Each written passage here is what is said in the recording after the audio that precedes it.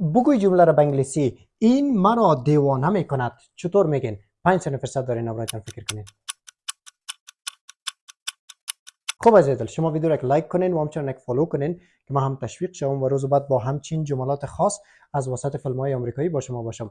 خب عزیزان، آماده هستین؟ بیاین که بریم بخیر با همین جمله را به انگلیسی ترجمه کنیم. عزیزان دل، در گفتن از این جمله ما از یک عبارت خاص انگلیسی استفاده میکنیم که آمریکایی‌ها میگن it is driving